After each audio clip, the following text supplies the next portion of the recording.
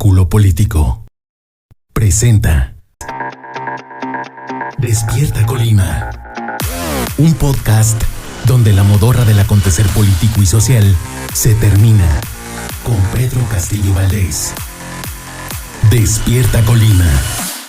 Pues bueno, ¿qué tal? Ya estamos en otra emisión más de su podcast de Despierta Colima. Muy buenos días, muy buenas tardes o muy buenas noches, dependiendo de la hora en la que usted esté sintonizándonos, viéndonos ya sea por Facebook en Oráculo Político, en YouTube también por el canal de Oráculo Político y en Spotify también nos puedes ver en el canal de Despierta Colima. Pues fíjense que en esta ocasión estamos aquí transmitiendo desde la ciudad capital de Colima.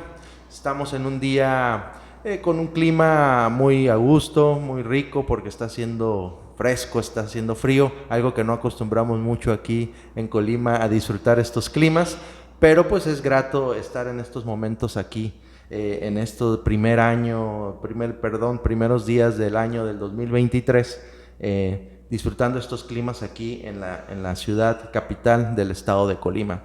Y fíjense que en esta ocasión vamos a estar en este podcast de Despierta Colima platicando con un personaje, un político de aquí de nuestro estado, quien ha tenido una trayectoria a su corta edad, porque es todavía joven. Lo pueden ustedes, quienes nos están viendo en las redes, pues ya lo van a estar ustedes visualizando, pero para quienes no, los que nos siguen en Spotify, pues fíjense que este político tiene una trayectoria en el ámbito aquí público de nuestro estado, desde una perspectiva de la juventud, quien a su corta edad ha desempeñado varios puestos importantes aquí en nuestro estado y que además ha sido una revelación política para el partido al que él pertenece. Quiero comentarles también que esta persona que ahorita está aquí con nosotros es a quien tengo el gusto de tener como amigo. Ha sido en su trayectoria una persona que ha sido muy original, él siempre se ha mantenido sin querer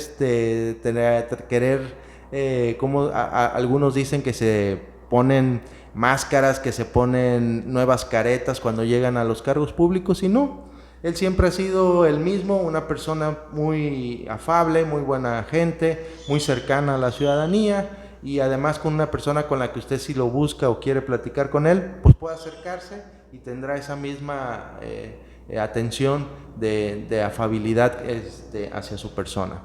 Y pues sin mayores más preámbulos, quiero decirles que quien está ahora aquí acompañándonos, a quien le agradezco su tiempo, su espacio, es el diputado federal Riul Rivera. Riul Rivera, quien pertenece al Partido Acción Nacional y es uno de los personajes más representativos que tienen el mayor liderazgo actualmente en el Partido Acción Nacional aquí en el estado de Colima. Riul, muchísimas gracias por acompañarnos aquí en este podcast de Despierta Colima. ¿Cómo estás? ¿Cómo te sientes en estos inicios del año 2023? Bueno, primero, al contrario, muchas gracias a ti, Pedro, por la oportunidad de participar en estos ejercicios que realmente son muy importantes, porque es un mecanismo mediante el cual podemos tener comunicación y contacto directo con la población, y gracias a gente como tú que se interesa en ser ese vínculo, pues podemos lograrlo.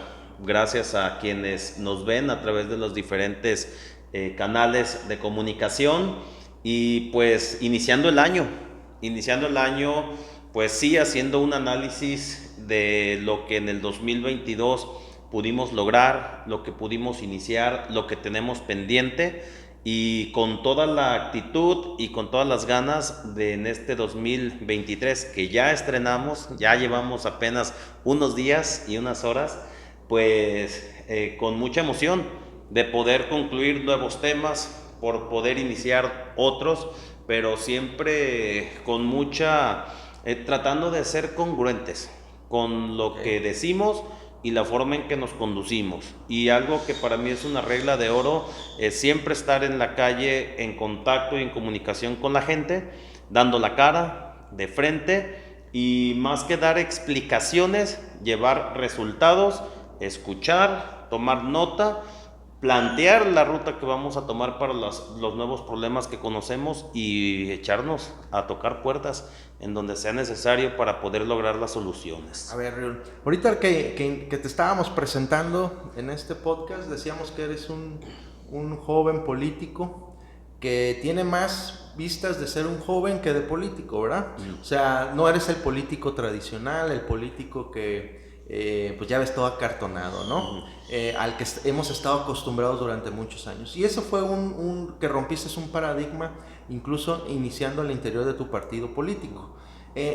Pero a mí me gustaría saber, antes de pasar a esa parte que vamos a platicar de lo que es 2023, a mí me gustaría saber por qué Riul, un joven que estudió Derecho, cómo se inserta o el interés de meterse al ámbito público, al ámbito político, y por qué en el PAN. ¿Por qué el PAN? Porque en ese momento estábamos ahorita platicando fuera de cámaras que somos contemporáneos, ¿no? Entonces nos tocó más o menos ir un crecimiento de la vida política y pública de nuestro país, más o menos en las mismas ideas y condiciones históricas.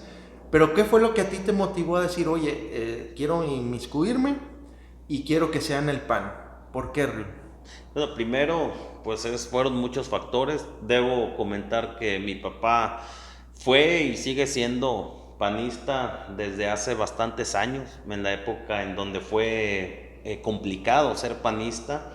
Y eso pues para mí es algo importante. Sin embargo, pero a ver, Riul, sin embargo, no es el factor determinante. Pero a ver, quienes nos están ahorita escuchando y viendo, ¿por qué en ese entonces era difícil ser panista? Bueno, porque era un ambiente político en evolución, en donde pues venía desde la época revolucionaria a lo institucional, y pues había en aquel tiempo mucha semejanza a como hoy en día se está desarrollando el poder desde el gobierno federal, ¿sí?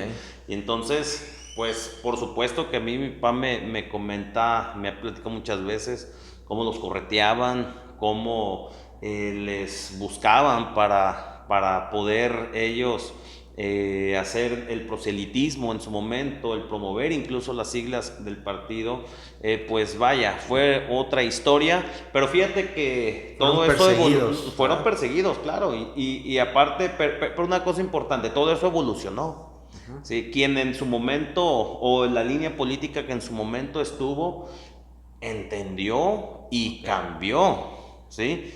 Tan cambió que luego llegó la alternancia. Y hoy seguimos en la etapa de la alternancia, ¿sí? Pero esas cosas que veías, que te platicaba tu papá, que me imagino te tocó vivirlas, viendo a tu papá en esas actividades políticas, ¿fue lo que te motivó a decir, oye, hay que hacer algo, tengo que meterme? Sí, ¿Qué fue lo que te fue llevando al Partido Acción Nacional? No, fíjate que no fue el factor determinante, no fue el factor determinante. Sin embargo, sí yo comulgo mucho con los principios de Acción Nacional, pero también los principios de donde he tenido oportunidad de leer y visualizar de otras fuerzas políticas son buenos, son muy importantes. Sin embargo, también hay que ver qué es lo que te hace chispa y sentido. Y por ejemplo, el Partido Acción Nacional, pues dentro de su doctrina es una doctrina humanista. Pero además de eso, o sea, se fundamenta en 4 pilares muy importantes, que es la subsidiariedad, la solidaridad, la búsqueda del bien común y una cosa importante, el respeto a la dignidad de la persona. Y esos 4 fundamentos para mí son muy importantes y siempre trato de apegarme. Claro, soy humano con mucha imperfección totalmente, No, sí, claro, pues pero trato de que lo que hagamos lo hagamos siempre con mucho cuidado. Y con mucho cuidado me refiero a que respetemos a la gente, a que no nos aprovechemos de la gente, a que busquemos servirle a la gente y ya que sea la gente la que califique y sea la gente la que hable para bien, para mal o como tengan la percepción del actuar de la persona, y en ese caso de su servidor Riel Rivera, ¿sí? Por esa línea es por donde yo me fui metiendo. Claro que sí, en aquel tiempo cuando yo empecé en la política, sí había cosas con las que no estaba de acuerdo, ¿sí? Y por supuesto que siempre el poder participar y opinar sobre lo que uno no está de acuerdo, pues te va forjando a tomar decisiones, a saber que no siempre debes estar sí de acuerdo con todo, pero también no siempre seguir lo que la línea te dicta. Y con la línea me refiero a un partido político, a un liderazgo político o a alguna situación como tal, ¿sí? Y hoy que tengo la oportunidad de ser diputado federal desde el Partido Acción Nacional, pero principalmente desde la coalición Va por México, que ya es sabido, fue el PRD, fue el PRI, fue el PAN y la gente que simpatiza con las fuerzas políticas que he mencionado, y la sociedad civil sin partido, pues hoy tengo y siento siempre una gran responsabilidad, ¿sí? En donde, claro que hay que... ahorita antes de llegar a esa parte, porque ya te me estás adelantando, ahorita estamos cuando las razones por las que entras al Partido Acción Nacional. Y eso te generó vamos a decir, esta doctrina de este partido. ¿A ti te sentiste identificado, te gustó y dijiste, me voy a meter al Partido Acción Nacional?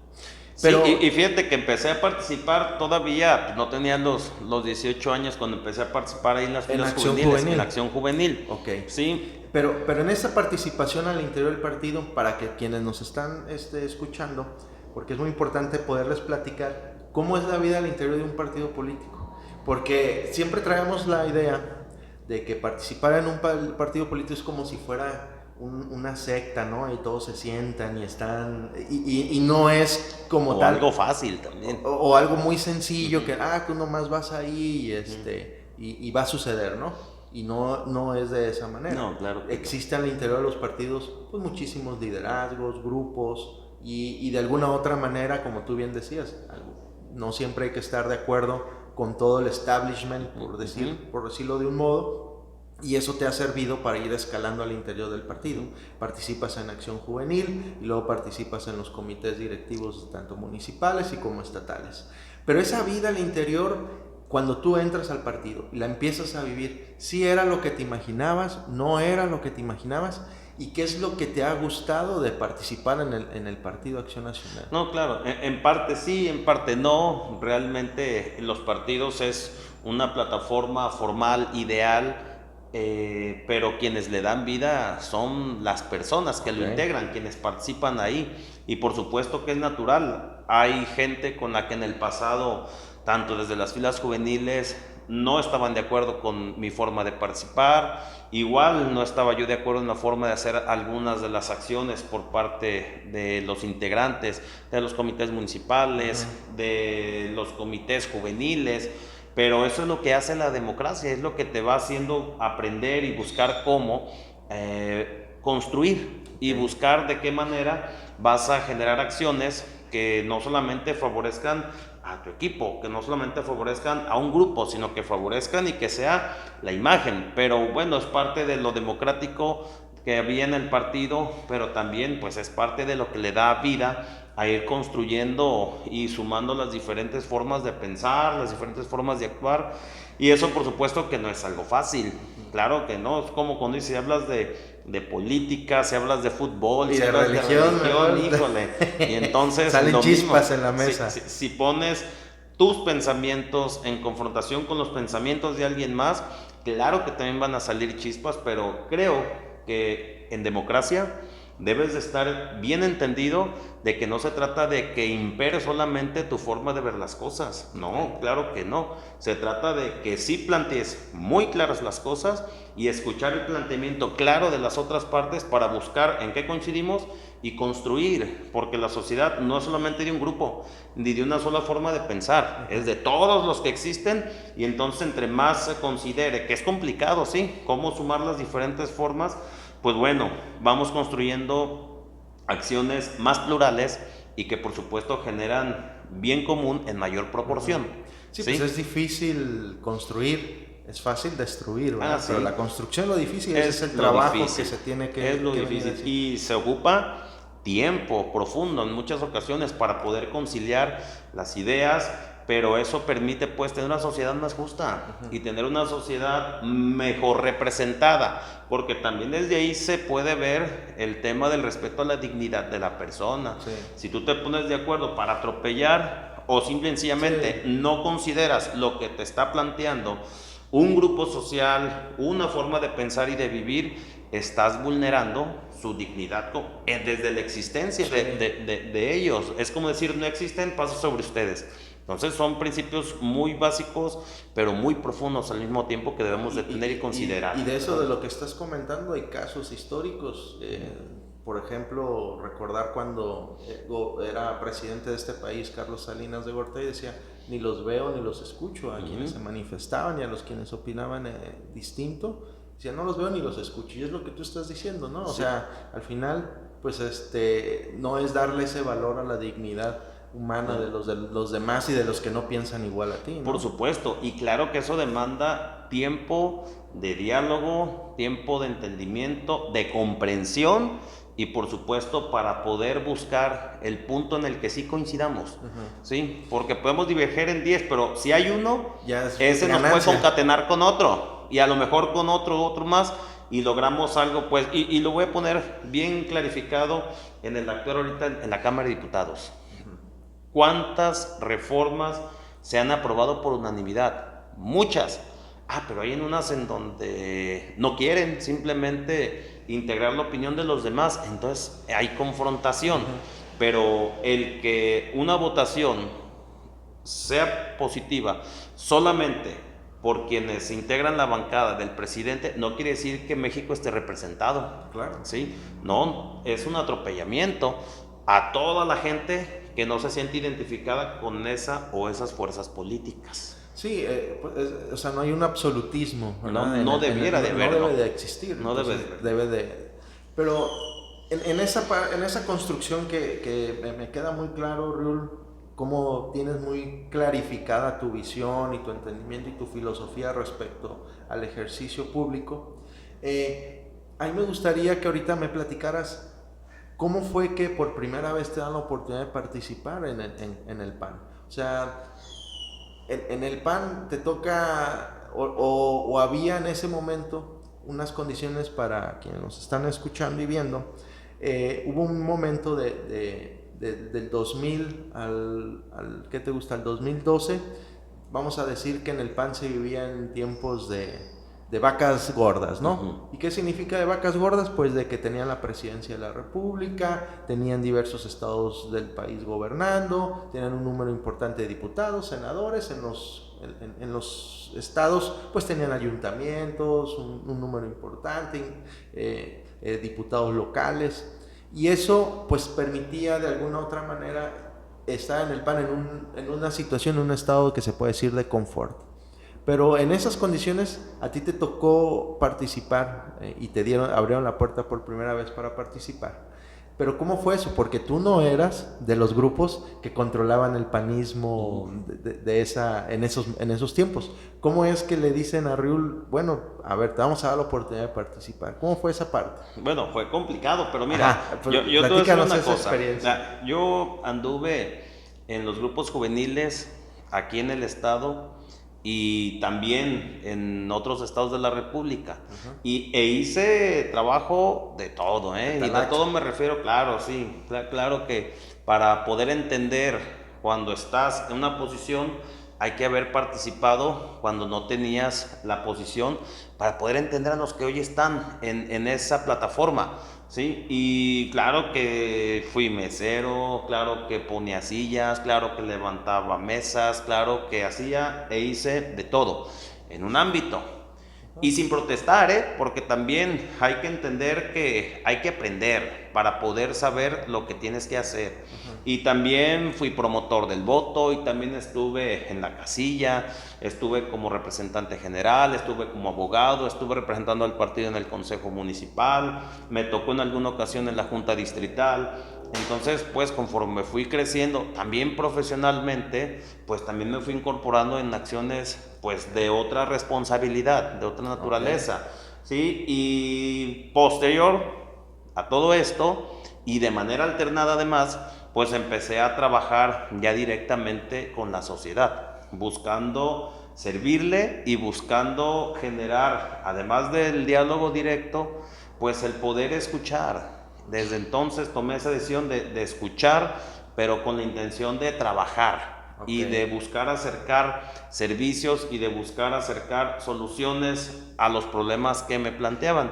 Y me puse a trabajar en la calle, a conformar un equipo, y ya posterior, pues manifesté una intención de contender por una diputación local. Eso fue por allá el 2013 aproximadamente.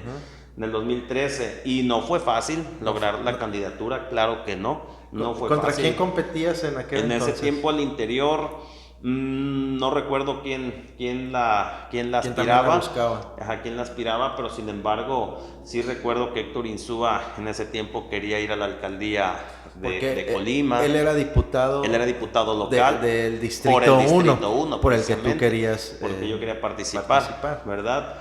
Y bueno, pues yo sí me fijé muy bien la decisión de lo que quería participar y por qué y para qué quería participar. Y yo una cosa siempre he dicho y lo seguiré haciendo, es que la política no tiene que ser, creo yo, o la competencia política no tiene que ser desacreditando a los demás competidores. Okay. Yo creo que cada quien tiene que presentar lo que ha realizado, lo que piensa realizar y cómo piensa realizarlo, y que sea la gente quien delibere, que sea la gente la que se convenza, que sea la gente la que tome la decisión, pero una política limpia, una política de respeto, okay. ¿Verdad? Y sobre esa tesitura yo me mantuve y me sigo manteniendo, claro, con todas las fallas que puede haber, pero sí tratando de hacer una política constructiva, ¿sí? En donde llegas al momento de la competencia,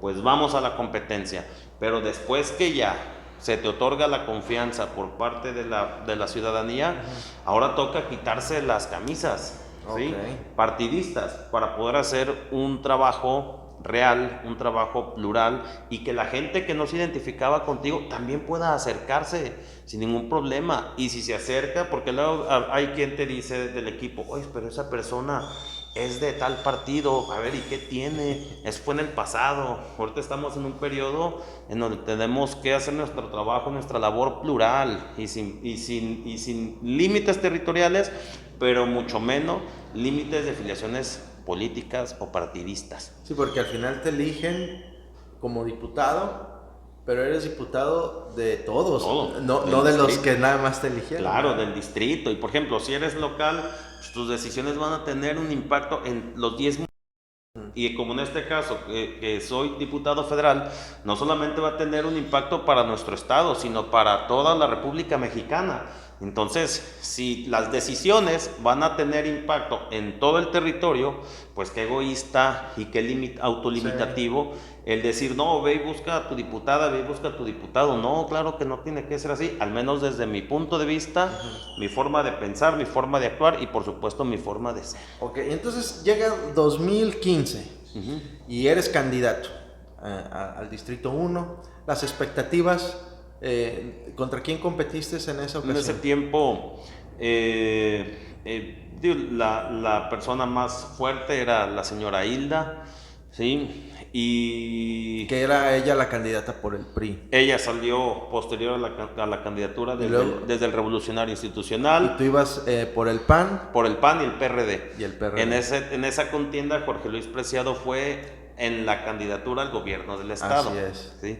Que compitió contra Ignacio Peralta. Así es. Sí, que fue una contienda pues muy fuerte, fue muy fuerte, pero como te comento, siempre... Pero en ese 2015, para hacer este contexto, Riul, tú llegas a esa candidatura, era tu primera participación. La primera participación pública. ¿Cuántos años tenías ahí? ¿Qué sería? 35, 34 años, ¿verdad? Más o menos. 34 años. De alguna otra manera no gran conocido en el espectro del ámbito político por ser la primera vez, sí. Pero competías contra Hilda Ceballos, una señora, un mujerón, con gran trayectoria política, con un gran clic con la población. Y además, no de palabra, sino sí, con así un es. aprecio, ¿sí? Y un reconocimiento. Así es. Que igual hasta hoy, servidor también le tiene tanto al licenciado Fernando como a la señora Hilda, ¿sí? Que en paz descanse. Pero y a veces por supuesto su familia. Pero ese contexto pudiera ser a veces para alguien que va iniciando, como decir, hijo de la fregada, me tocó bailar con la más fea, ¿verdad? Sí, por supuesto, complicado. Está complicado ganarle a la señora Hilda. Y ese proceso, ¿cómo lo viviste? ¿Cómo fue para ti pues esa experiencia para mí fue de competir ahí? Fue en la línea que comenté, una línea de respeto, y creo que toda la contienda se llevó así. Fue una contienda de respeto, fue una contienda de trabajo y fue una contienda pues en donde, te comento, yo venía trabajando con la gente desde hacía ya algún tiempo, y es un trabajo, Pedro, que hasta el día de hoy no he dejado, y me voy a adelantar un poquito. ¿Por qué me refiero que no he dejado? Porque en el 2018 competí y no me favoreció el voto de la gente, y sin embargo yo seguí trabajando porque me gusta hacerlo, y porque me gusta servir, y porque me gusta estar con la gente, y porque me gusta escuchar y buscar soluciones. Lo seguí haciendo y hoy lo continúo. Claro, hoy con la representación de la Diputación Federal, que sí te permite tocar más puertas, pero bueno, volviendo acá al tema del 2015, se dio el resultado favorable, y pues nos pusimos a trabajar en el tema legislativo y continuamos en la calle y seguimos haciendo pues lo que nos correspondía. Hubo cosas que logramos, hubo muchas otras que no alcanzamos por falta del tiempo en el proceso legislativo, pero también tuve responsabilidades fuertes y decisiones fuertes que tomar, ¿sí? Por la comisión de responsabilidades que tú presidías. Efectivamente. Pero en esa etapa, Riul, llegas como diputado local y llegan en un escenario, para quienes nos están escuchando y viendo, hay que poner el contexto. 2015 fue una elección muy ríspida, generó mucha conmoción aquí en Colima, se tuvo que ir a un periodo extraordinario, y en la primera ocasión Nacho Peralta gana por 500 votos, y ya en la segunda elección ya gana por más y termina siendo el gobernador. Pero el Congreso local estaba en una condición, yo no recuerdo alguna otra ocasión de esa fecha hacia atrás, de que el Congreso estuviera totalmente controlado por una oposición. Sí, tenía el antecedente del 97 del 10-10, el famoso 10-10, pero 2015 terminó siendo que el Congreso local ya no era controlado por el partido en el gobierno estatal, en este caso por el PRI, y logran ustedes como panistas tener el control de ese partido, de ese Congreso. Y a ti te tocó estar en esa... Sí, me tocó integrar en esa bancada. ¿Y cómo viviste esa bancada? ¿Cómo vivieron ese...? Bueno, para mí fue complicada, ¿sí? Para mí fue complicada, pero sin embargo, pues es parte, creo, de lo que nos siguió forjando en este ambiente. Sí, pues como en todos los partidos, hay diferentes formas de ver y de hacer la política, y por supuesto que hay quienes divergen con nuestra forma de pensar, y la bancada, pues bueno, era amplia, sí se tenía, creo que éramos 12, si no recuerdo mal, 12 o 13, 12 si no recuerdo mal, y entonces pues era un número que le daba una fuerza, ¿sí? Recuerdo que hubo pues un choque muy fuerte para el tema de la elección extraordinaria, ¿sí? Y después de la elección extraordinaria pues continuó el tema muy complicado. Mira, recuerdo cuando íbamos a sancionar a alguien de las propias filas partidistas, ¿sí? O al menos que había llegado en ese momento por los colores de en ese momento la coalición, era el PAN y el PRD, pues bloquearon carreteras, se manifestaron afuera del Congreso. Estamos hablando de Rafa Mendoza. Y era una decisión pues importante que tomar, era hacer lo que se tenía que hacer o ser cómplice de algo en donde un tribunal federal ya había dicho que se había vulnerado la Constitución y que se había que imponer un castigo. Entonces son decisiones que en su momento fueron pues muy difíciles, pero o somos, ¿sí?, de una sola pieza, o entonces no simulemos. Que es la congruencia de la que hablas. Claro, por supuesto. Y entonces pues tuvimos que tomar la decisión de hacer lo que teníamos que hacer y sancionar, ¿sí? Aún a pesar de que hubo sí mucha crítica, de que hubo sí mucho señalamiento, incluyendo pues a gente del propio partido, pero eso es a lo que yo voy, lo que yo digo, y todo lo hicimos muy apegado a lo que marca la norma, pero insisto, en esa ocasión ya había una resolución y un mandato de un tribunal federal que decía, se violó la Constitución, sí, que cumplirse. tienes que sancionar, ¿verdad? Y si la ley tiene una sanción que aplicar, pues la tienes que aplicar. O la otra es hacer como que cumples tu responsabilidad y no la cumples. Entonces, pues bueno, fueron cosas que al fin de cuentas me forjaron y que me permitieron también pues demostrar esa congruencia en el actuar. Y hoy en la misma circunstancia estamos. Hoy seguiremos luchando por un país democrático, sí, un país que no retroceda hacia el autoritarismo que había antes y que veníamos evolucionando. Ya fíjate, estábamos ya en una etapa de México en donde no solamente ocupábamos y teníamos y se estaban constituyendo instituciones democráticas, autónomas, sino que además a esas instituciones había otros organismos que les calificaban, ¿sí? Y que les estaban haciendo pues un contrapeso para que no hubiera ese autoritarismo del que México le urgía salir y le urgía dejar atrás.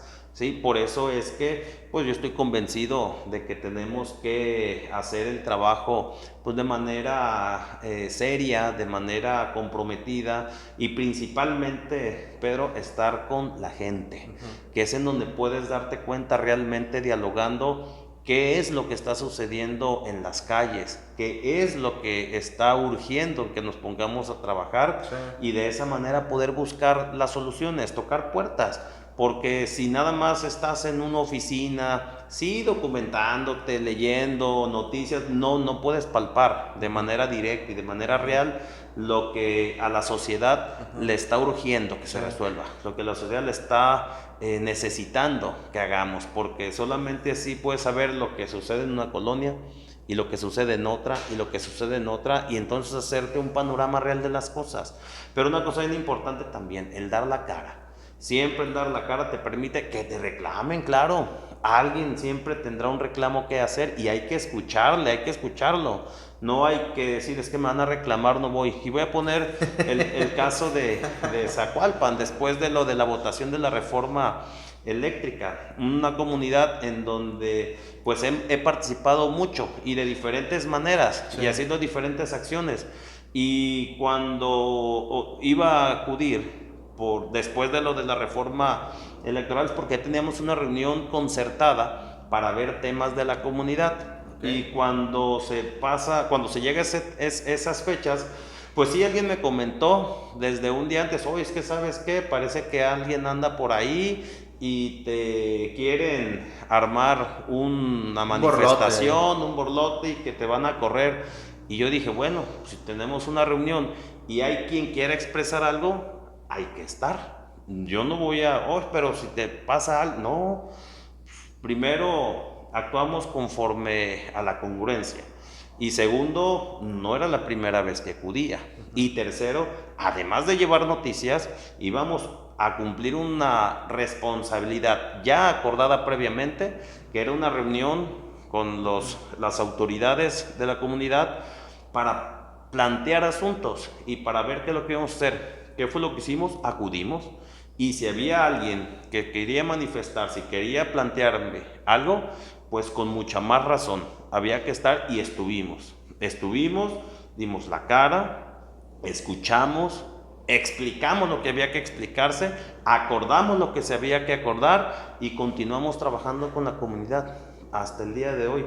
Pero es eso, no porque vaya a haber quien se vaya a manifestar o te vaya a reclamar algo, debes de dejar de ir. Sí. Por supuesto que no, entonces caeríamos en la que nomás voy cuando están las buenas, y cuando hay alguien que quiere externar algo con lo que no estoy de acuerdo, mejor le saco, ¿no? Bajo ninguna circunstancia, al contrario, es cuando más tienes que estar. Eso sí, siempre buscando hacer las cosas con respeto, ¿sí? En la mayor proporción posible. Y siempre evitando en que vaya a ejercerse violencia física o violencia de cualquier naturaleza, aunque cuando alguien va a manifestarse, por supuesto, que tiene a veces los ánimos desbordados. Y voy a poner otro ejemplo más.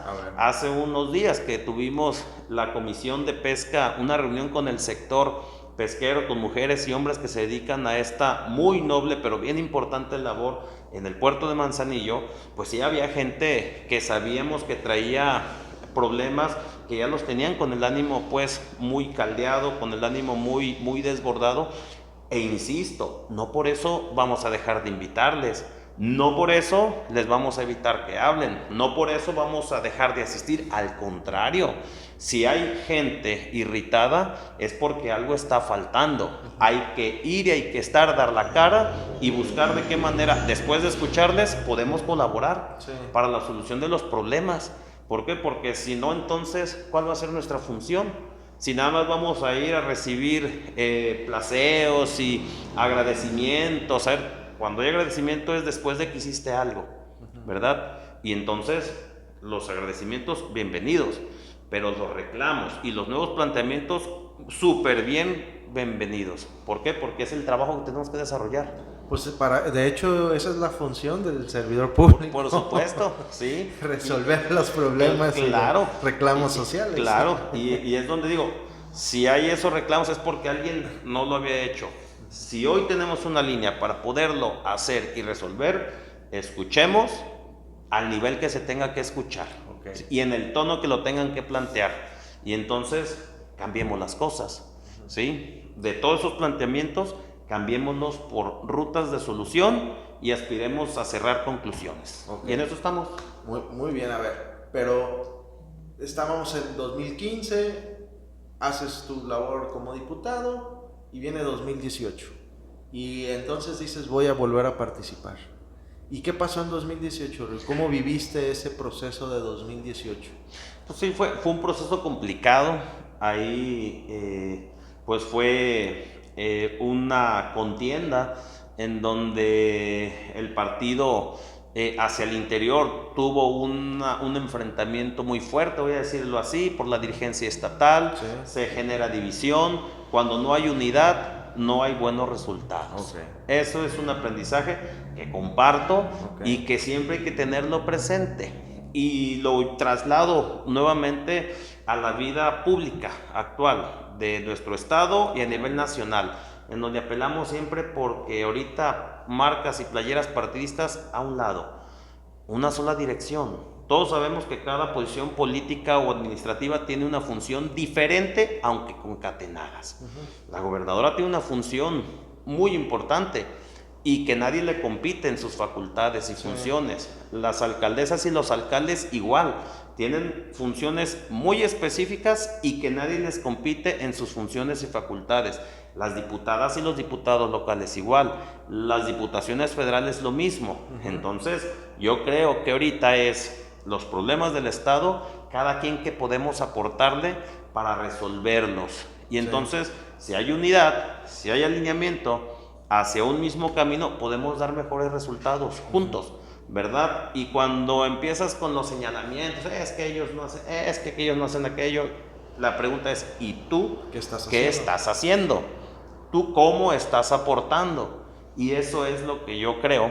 Y entonces al interior del partido hay división, hay rompimiento de fuerza o hay fuga de fuerza, y entonces los resultados se materializan de manera negativa. Que estábamos hablando que de 2015, de haber tenido la mayor votación y de ser la primer fuerza política en el estado, pasaron a un tercer plano. Sí, ¿verdad? Una fuerza muy mermada.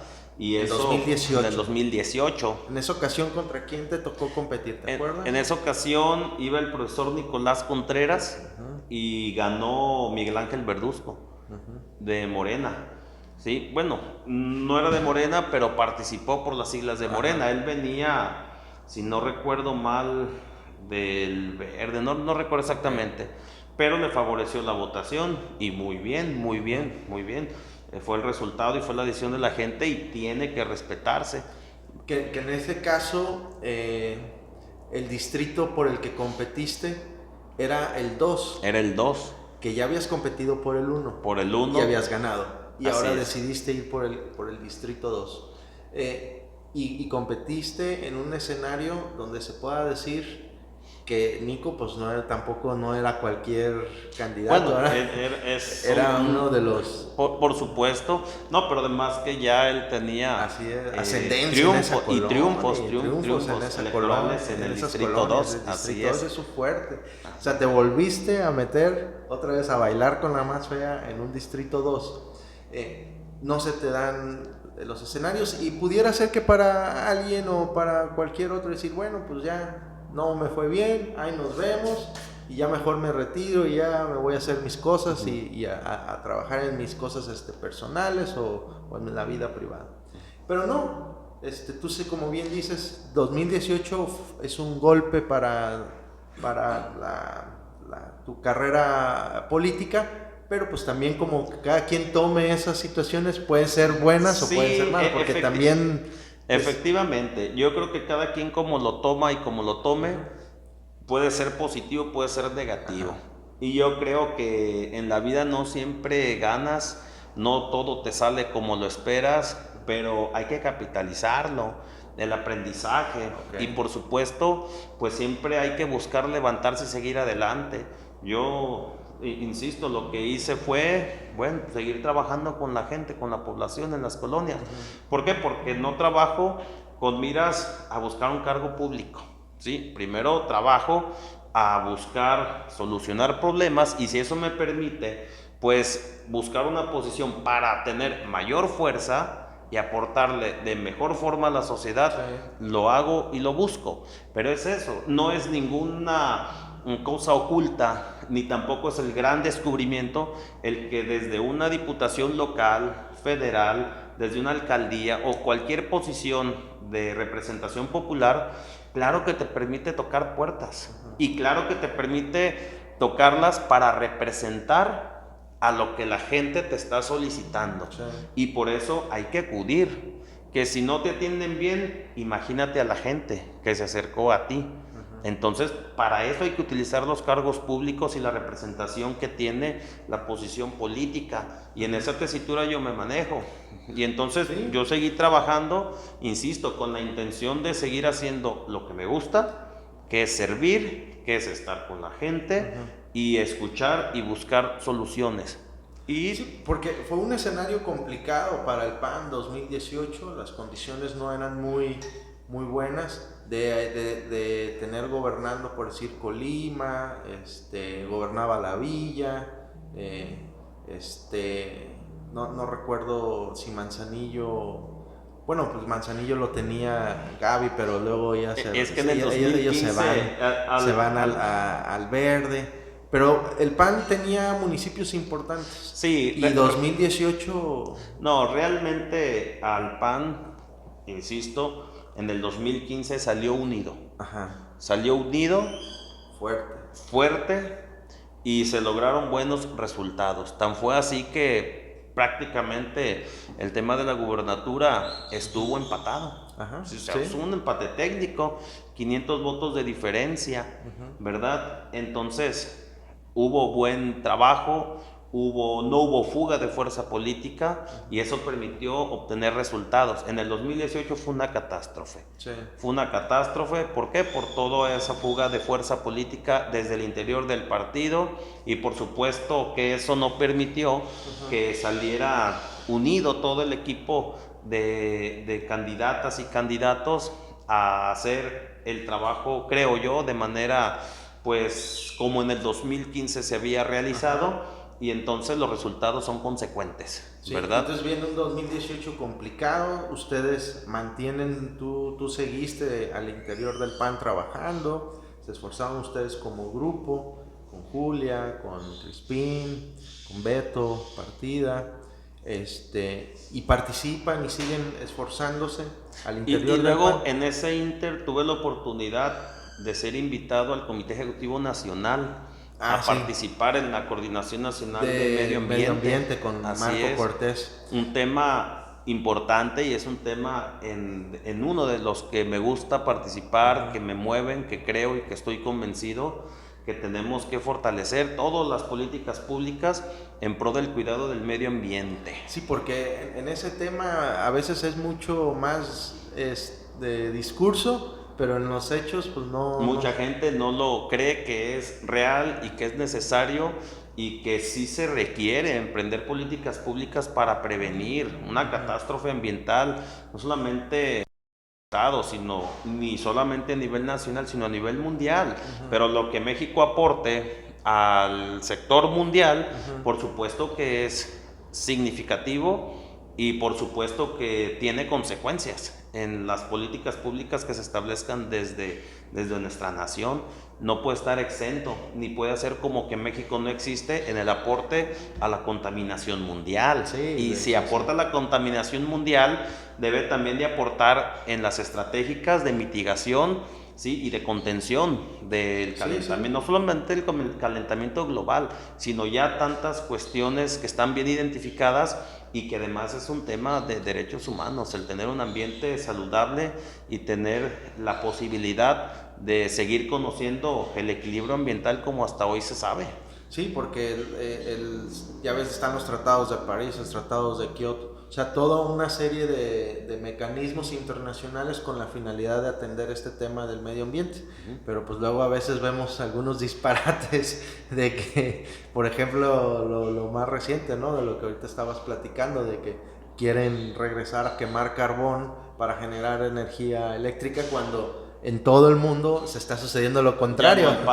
Ya no empatas, además, incluso te exentas de estar en el engranaje económico mundial. ¿Por qué? Porque si tú te vas a lo que la gente ahorita no está necesitando o usando para salir adelante, pues simple y sencillamente es un retroceso. Sí, no vas a estar dentro de ese sector económico y la economía, claro que debe ir encaminada en temas de energéticos hacia lo que contamine menos, hacia lo que mejor le favorezca al equilibrio ambiental, que mira, nosotros somos parte, los seres humanos somos solamente un elemento más de todo lo que existe en el medio ambiente, ¿sí? Y somos uno de los más contaminantes. Sí. Entonces eso tenemos que entenderlo, porque si no, pues nos vamos a acabar el planeta. Así. Y tuve esa oportunidad de estar en el Comité Ejecutivo Nacional en ese inter del 2018 al 2021. Y luego viene una decisión que conmocionó a todo a una población inmersa en el ámbito público o político, que está interesada en el ámbito político, y que generó esa conmoción la decisión de que iba a ir el PAN, el PRI y el PRD juntos a un proceso electoral. Un escenario que si bien parecía una condición que iba a afectar a estos partidos que deciden unirse cuando habían sido los archienemigos toda la vida pública y política de nuestro país, ahora se juntan y se vuelven un grupo, un equipo y compiten en un proceso electoral. Y ahí te toca llegar a participar, que es lo que te tiene ahorita como diputado federal.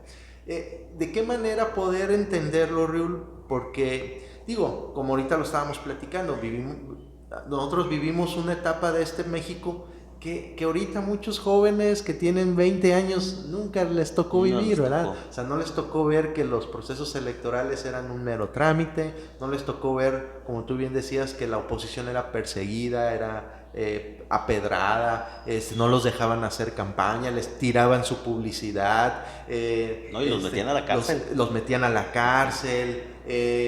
Las elecciones, el que decía el PRI ganaba y no había manera de que no, porque ellos tenían el control de de las boletas, de las Todos. urnas, o sea, nosotros nos tocó vivir esa etapa y crecimos en ese escenario, ¿no?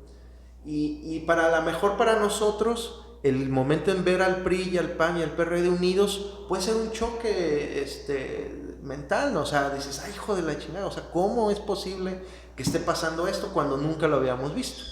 Y a lo mejor hay una generación que no lo ve así como tal, ¿verdad? No ve como si fuera algo tan extraño o tan malo el ver a esos partidos juntos.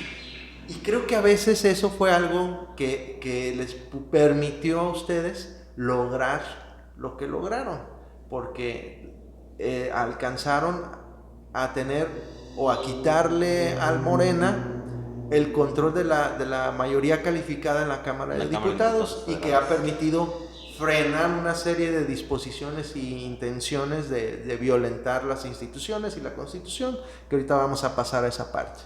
Pero ese choque que de alguna otra manera te tocó vivir, porque ahora tú ya eras candidato también del PRI, ¿verdad? O sea, y dice uno, híjole, ahora soy candidato de un partido que nunca, o que siempre combatí, ¿no? Y eres candidato, y ganas, o sea, ganas, y les va muy bien como coalición, ¿verdad? Aquí en Colima les va muy bien a ustedes como PAN, PRI, y encontraron la fórmula que les puede permitir seguir acrecentando y ganando espacios.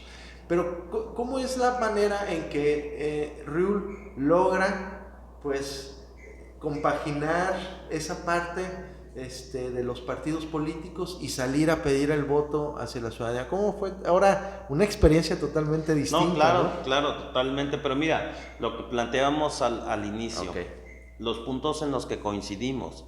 A ver, el PRI, el PRD y el PAN son partidos que impulsan, cada quien desde su filosofía y su forma de ver las cosas, pero un modelo democrático e institucional, ¿sí? En donde el poder político se comparta entre las dependencias que deben de establecer políticas públicas en favor de la gente, ¿sí? Es decir, fuera autoritarismo, fuera actitudes dictatoriales, y sí una democrática con una división de poderes bien definida y que permita generar bienestar o que permita generar bien común para la población a nivel nacional. En eso coincidimos.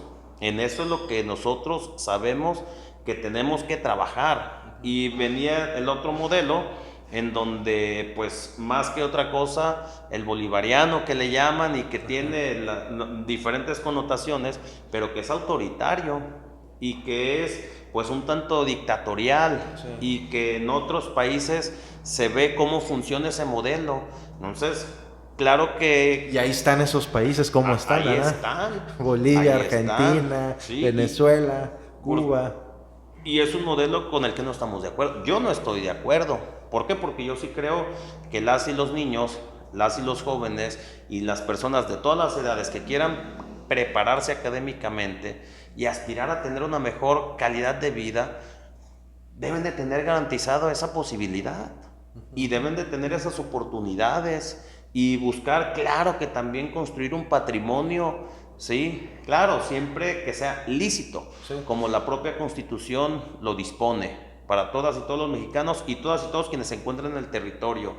Pero en esa tesitura tenemos que trabajar, y coincidimos y nos fuimos en una alianza, una coalición que no está fuera de la ley. ¿Por qué? Porque desde el pasado se fue normando, siempre ha habido... se fue normando, ¿no? Y es legal porque sí, está claro, dentro de la ley, ¿verdad? Dentro de los mecanismos jurídicos que dan curso a las elecciones en México, está dispuesta las coaliciones, las alianzas, las uniones, y eso, entonces, si la ley lo contiene, bueno, pues utilicemos los mecanismos, ¿verdad? No fuimos la única coalición que participó. Hubo otra coalición que también participó. ¿Por qué? Porque es legal, porque está normado y porque la ley lo garantiza que así pueda ser. Y entonces, pues fuimos a participar con esa identidad de visión de nuestro país y, por supuesto, de esa visión de trabajar juntos. Y una cosa que hay que entender muy bien, Pedro, es, a ver, si tomamos una decisión de jugar en equipo, pues juguémoslo y tomémoslo en serio. No podemos simular. y no podemos ir a buscar como que en el papel venimos en coalición, pero tú y yo no nos llevamos bien, tú y yo no estamos haciendo equipo, no, claro que no. Es más importante que tú y yo estemos integrados de manera real a que venga en el documento formal, ¿sí? Y entonces eso pues nos permitió hacer muy buen equipo.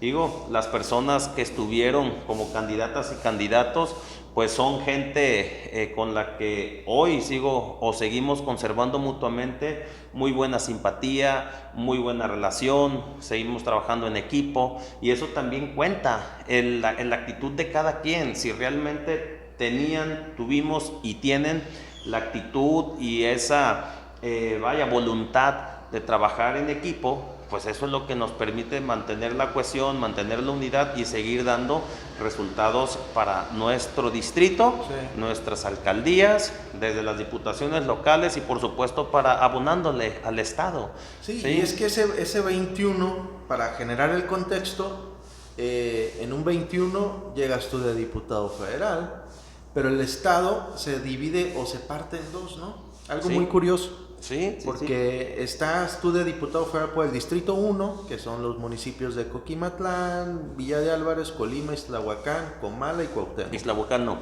¿Ya no está? No, Ixtlahuacán no. Okay. Solamente es Cuauhtémoc, Comala, Coquimatlán, Villa de Álvarez y Colima. Perfecto. Son esos 5 municipios los que están Y el segundo distrito lo gana Morena.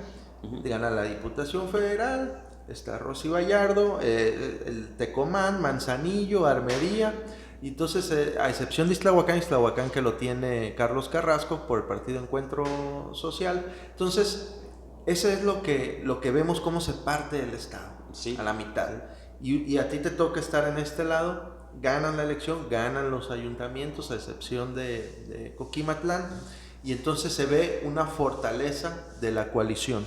Una coalición que muchos creían que no iba a tener un éxito, que no iba a resolver, pero les da una efectividad electoral y ganan elecciones. Pero ya viéndolo por dentro, pues sí hay una situación complicada como partidos, ¿no? En su número de votación que obtuvo cada partido, pero el haberse unido, como tú bien dices, nos unimos, nos permitió dar el salto y el brinco. Ok, entonces esa condición, tienen esa fórmula. Pero a la hora de ir a la Cámara de Diputados, ya no eres el diputado o no estás dentro de la bancada de coalición, sino que sigue habiendo eso de los diputados del PRI, los diputados del PAN, los del PRD y así, ¿no? Así es.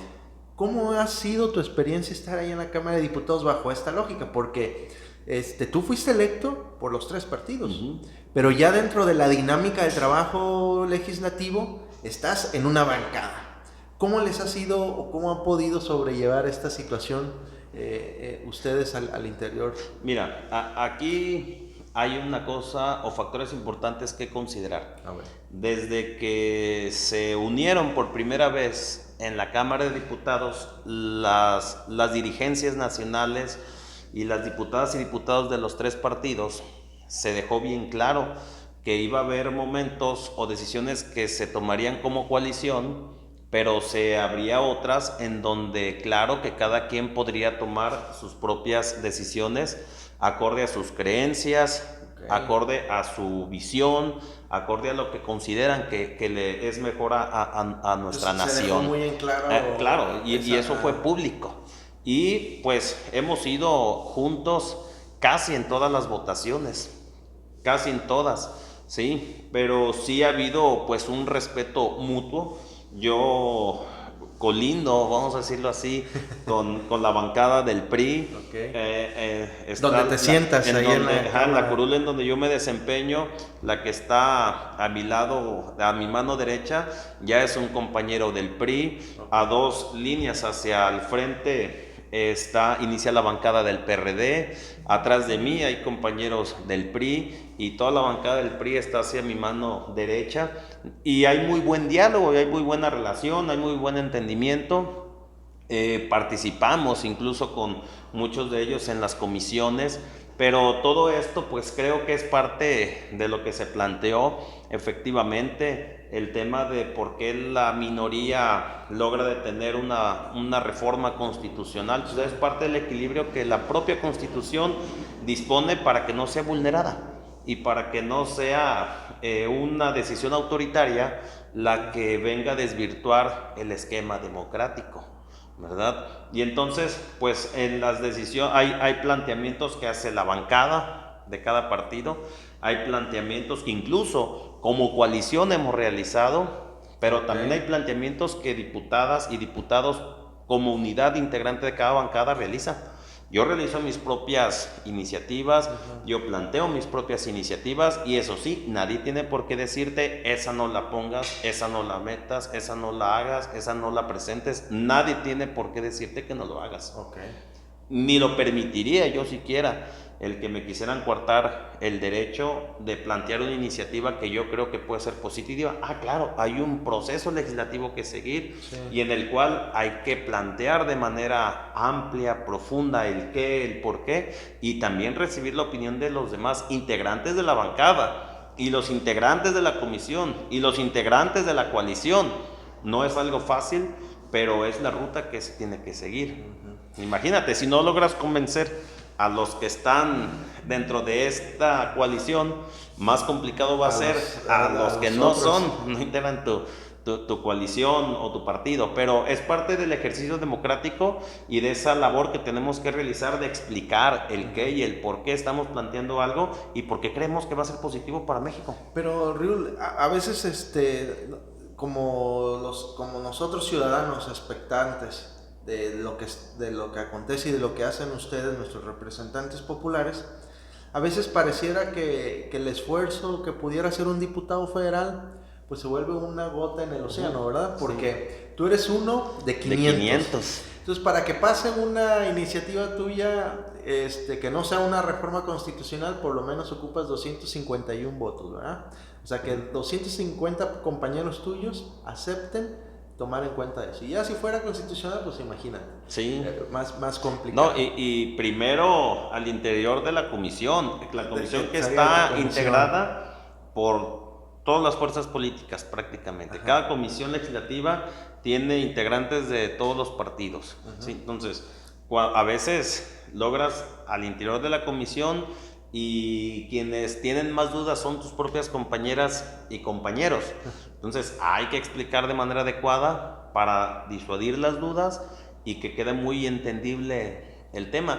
Pero te insisto, hay que dialogar, hay que plantear claramente y es la función y es la labor para poder sacar adelante pues las propuestas que buscamos sean consideradas para que sean ley vigente. Ok, entonces en esa dinámica de ser diputado federal, a veces pareciera que se vuelve más una dinámica que en lugar de estar en este ámbito de buscar construcciones de iniciativas, de leyes, se vuelve un espacio, un foro muy importante para cualquier diputado.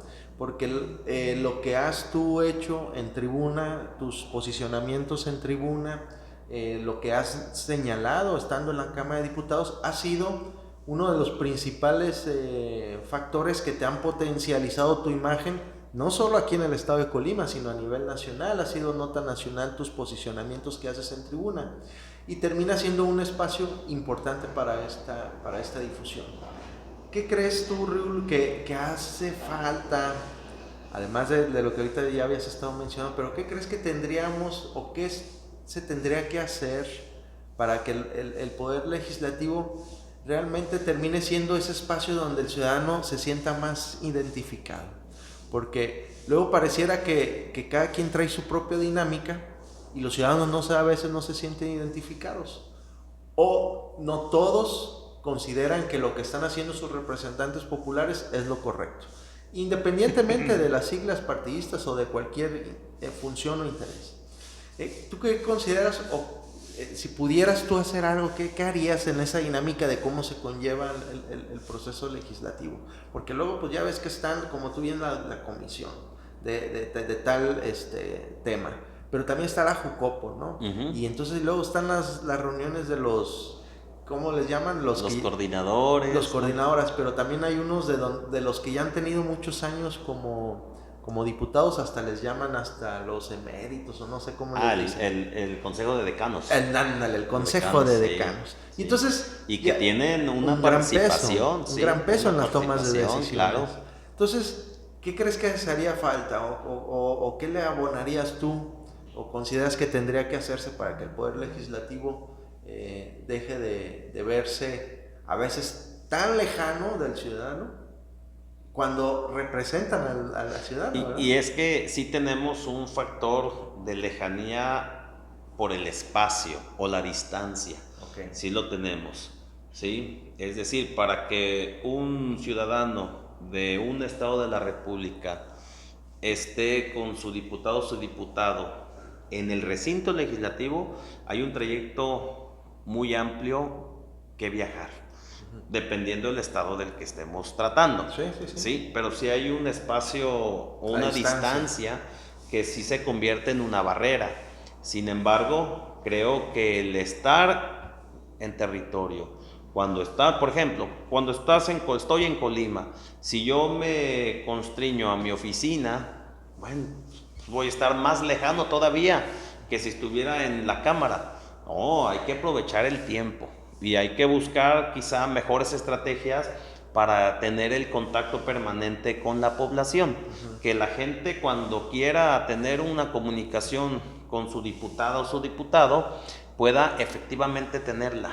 Y para eso, pues bueno, hay que diseñar y buscar las herramientas que permitan pues esa cercanía. Okay. Sí es complicado, pero bueno, al menos tratamos de buscar esa forma, esos mecanismos, y en alguna proporción lo logramos. Eso sí, yo te digo, a mí si me buscan de una comunidad de Manzanillo, si me buscan de una comunidad de Tecomán, una colonia de Armería, una colonia de Minatitlán, de donde me busquen, sí me coordino para asistir, buscando evitar que la gente tenga que venir, ¿sí? Cuando se trata principalmente de municipios que están lejanos a la capital, Colima. Y aunque en teoría pudiera decirse que no es tu distrito porque pero de todos modos tú representas a todos los colimenses. Y además de eso, si el problema que tienen tengo la posibilidad de resolverlo, pues porque yo le voy a decir, no, oiga, yo no busqué a su diputada, a su diputado. No, claro que no. Si te buscan es porque a lo mejor se sienten quizá identificados, o le inspiras confianza, o hasta que digan, voy a calar a ver si es cierto. Por el motivo que sea, te buscan. Entonces creo que hay que atender y hay que servir y hay que buscar hacer las cosas y acercarse hacia donde se encuentra la gente que tiene el problema. Y por eso creo que es una de las líneas que tenemos que desarrollar más, el buscar los mejores mecanismos de cercanía, porque pues sí hay una realidad, y esa realidad es que la Cámara de Diputados, por ser un actuar federal, pues se encuentra en la Ciudad de México, y está el recinto, ahí está el salón, ahí está pues parte de la función. Pero ¿qué es lo que estamos haciendo? Y lo voy a volver a retomar. Con la Comisión de Pesca hemos ido a otros estados de la República, ya estuvimos en nuestro estado, y en este 2023 volveremos a estar aquí en el estado de Colima, trayendo ya reporte de los problemas que hemos resuelto, de todos esos que nos plantearon y nos confiaron, y tomando nota de los nuevos. Pero si nada más en 3 años viene una comisión, entonces creo que es por falta de la necesidad de estar a dar soluciones. Y yo espero que tengamos en este año pues más de una reunión, ¿sí?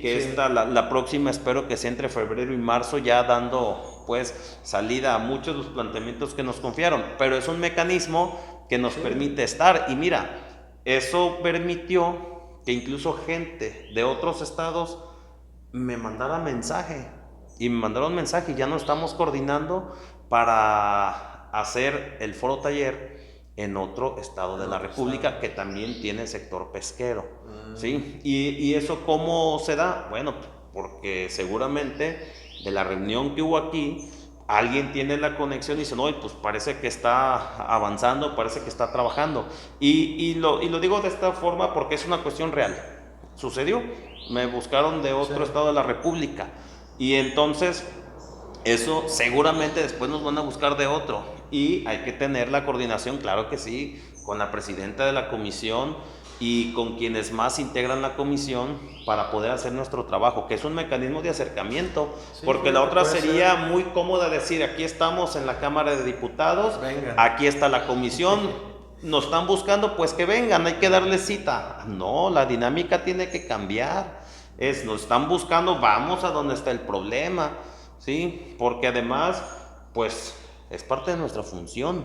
Sí, está interesante como lo planteas, que las comisiones puedan ser los acercamientos. No, tienes que moverte, tienes que buscar la forma de cómo ir a donde está el problema. Mira, fuimos aquí al puente de Tepalcates porque mujeres y hombres del sector pesquero nos dijeron, es que ya hay un problema, ya hay un problema. Ah, bueno, pues vamos. ¿Y cuál es el problema que ellos te plantearon? El problema que plantearon es que hay muchos residuos de construcciones anteriores, vaya, de cuando reconstruyeron el puente. Okay. Hoy en día está la necesidad de que se reconstruya nuevamente el puente, que se amplíe, pero que se haga de una manera adecuada, no vulnerando la dignidad y el campo de acción y laboral de las mujeres y de los hombres que se dedican a la labor de la pesca. Okay. Tiene que ser una solución que sí permita fortalecer y tener más segura la vía de comunicación, pero también garantizarle su subsistencia a quienes de ahí obtienen el sustento diario y que además le aportan a la economía, porque el sector pesquero aporta a la economía de nuestro estado y la economía de México.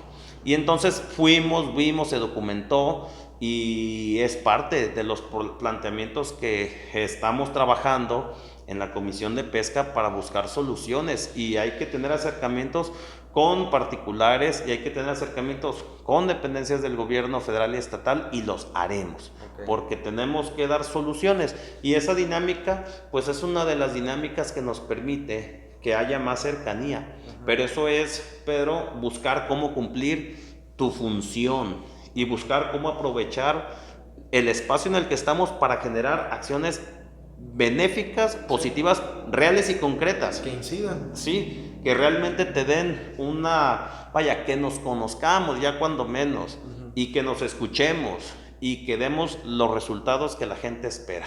Porque insisto, de lo contrario pudiéramos decir, nosotros modificamos leyes, sí, nosotros planteamos leyes nuevas. Pues sí, pero si no tienes el contacto directo con el sector pesquero, entonces ¿de dónde lo vas a hacer? Nomás de la imaginación, simple y sencillamente puedes tener un margen de error muy amplio. Oye, y dentro de esa dinámica como diputado adicional, ahorita ustedes están viviendo una situación complicada como diputados federales, por lo que se está haciendo de la reforma electoral, una reforma electoral que pues ya se ha estado discutiendo en muchos foros, muchos espacios, sobre lo dañina que sería para la democracia de nuestro país. Pero sin embargo, ustedes les tocó estar ahí en la sesión, no se aprueba la reforma constitucional y entra el plan B. Y entra un plan B que lo aprueban y luego se va al Senado, y en el Senado también como que sí, como que no, como que le quitan, que le ponen, le agregan, le mueven, y ahorita regresa a la Cámara de Origen, que es la de Diputados, para ver qué se va a hacer en esto al inicio de su periodo, que es en febrero, en su inicio de sesiones, que se va a discutir el tema de la reforma electoral. Desde tu perspectiva, tú has sido un férreo crítico de estas modificaciones o de estas intenciones del régimen de querer modificar el tema de las instituciones democráticas de nuestro país. Pero desde tu perspectiva, ¿qué consideras o qué crees cuál es el paso que se tiene que dar, ya sea para frenar este plan B, o qué es lo que hay que hacer o qué hay que modificarle para que pueda subsistir como una reforma? Bueno, de entrada, recordemos que las reformas en materia electoral deben de estar concluidas cuando menos un año antes del inicio del proceso electoral. En México, el proceso electoral va a iniciar en octubre del año 2023. Entonces, la reforma o el plan B fue tratado, aprobado en diciembre. Entonces, ese elemento de temporalidad ya impide que lo que se apruebe tenga aplicación en el 24. En el 2024. Okay. Ese es un tema que ya está muy claro. Si decidieran algo de lo que se llegara a aprobar, porque el proceso legislativo ya está trunco, y es otro elemento que viene a dejar sin efecto cualquier aprobación. Debió haberse aprobado dentro del mismo periodo ordinario de sesiones, no en un extraordinario, no en el siguiente periodo ordinario de sesiones. ¿Sí? Entonces, cuando la Cámara de Diputados aprobó, el periodo ordinario de sesiones de la Cámara de Senadores estaba concluido, clausurado, ya no existe, ese ya no vuelve nunca más. Nunca más vuelve. Y luego viene la duda, ¿y si convocan un extraordinario para continuar? No, porque es dentro del mismo periodo ordinario de sesiones, y cada periodo ordinario de sesiones es único e irrepetible. El que concluye, porque tiene una fecha legal, es decir, la ley dice cuándo inicia y cuándo termina. Cuando llega ese día y esa hora, se acabó y nunca más vuelve. El periodo extraordinario es convocado precisamente por cuestiones extraordinarias, por la Comisión Permanente del Congreso de la Unión, ¿sí? Pero es para un punto en específico o para puntos particulares en específicos. Y cuando inicia el 15 de febrero, el siguiente periodo ordinario de sesiones es uno totalmente nuevecito. Completito, nuevecito, nada tiene que ver con el anterior. Entonces, en este caso, pues esos son dos elementos importantes que se tienen que considerar. No dudo que quisieran en el siguiente periodo, pues continuar con la aprobación del Plan B y querer llevar algunas de las cosas a la práctica, pero no solamente sería inconstitucional, sería totalmente fuera de legalidad. ¿Por qué? Porque la temporalidad, sí, o sea, todo lo que tiene que ver con el órgano electoral, con los principios que van a imperar para la elección de las candidaturas, de las reglas del propio proceso ya de proselitismo y todo lo que tiene que ver con la etapa del cómputo, del escrutinio, el cómputo y la declaración de resultados. Todo eso debió haber estado un año antes, cuando menos, ¿sí? Antes del mes de octubre, pero no sucedió así, no pasó así. Entonces, pues vamos a ver qué historia se va a intentar escribir en este plano ahora que inicie el periodo ordinario de sesiones a partir del 15 de febrero de este año 2023. O ver qué quieren torcer, ¿verdad? O a ver qué van a querer. Pero con ese punto de legalidad, creo que queda muy claro, ¿no? Es que aunque en febrero iniciara un nuevo plan B o un plan C, si tú quieres, y que se apruebe en 15 días, una semana, un mes, que vaya y venga al Senado y regrese a la Cámara y se regrese al Senado y luego al Ejecutivo, simple y sencillamente ese punto está vulnerado. No puede, legalmente o jurídicamente hablando, imperar o normar el proceso electoral de 2024. Y también otra cosa que ustedes van a tener es el nombramiento de los consejeros del INE, ¿no? Porque se va Lorenzo Córdoba, Ciro, Murayama, se va una mujer, no recuerdo ahorita su nombre, y se va otro consejero. Entonces son 4 consejeros que se van y a ustedes les toca... Van a ser buenas batallas por la democracia de México. Elegir quiénes son. Ya hay una disposición del Tribunal Electoral de reponer el proceso porque lo estaban ya haciendo cochupos ahí los de Morena. Y entonces vemos esta vulnerabilidad en la que se encuentra, como tú bien dices, pues nuestra democracia, nuestro país. ¿Tú cómo ves este proceso de los consejeros? ¿Cómo lo visualizas? ¿Ya lo han platicado ustedes como bancada? ¿Ya Marco, el dirigente nacional, trae alguna visión? ¿Ustedes cómo lo ven que vaya a pasar con el caso de los consejeros? Bueno, primero yo, desde mi perspectiva, yo esperaría que fuera muy claro, que fuera paritario, que fuera equitativo, que fuera pues realmente pues no es contienda, pero sí un proceso que permita a quienes aspiren a integrar este organismo electoral sea la gente que reúna el perfil y que no vayan a hacer cosas para poder garantizarle la participación a alguien, sino que las mujeres y los hombres que estén aspirando y cumplan perfectamente con los lineamientos de la convocatoria, con los requisitos constitucionales, y que sea gente de una preparación y mentalidad democrática, ¿sí?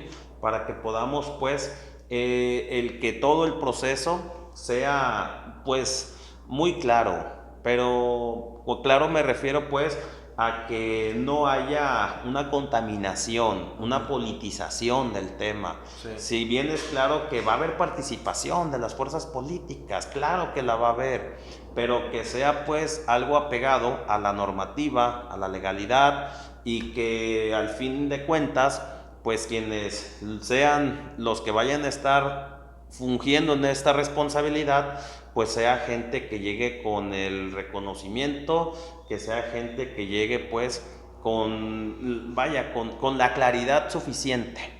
¿Por qué? Porque pues eso es lo que aspiramos, creo, el pueblo de México, a tener como gente que va a darle curso a los próximos procesos electorales. Sí.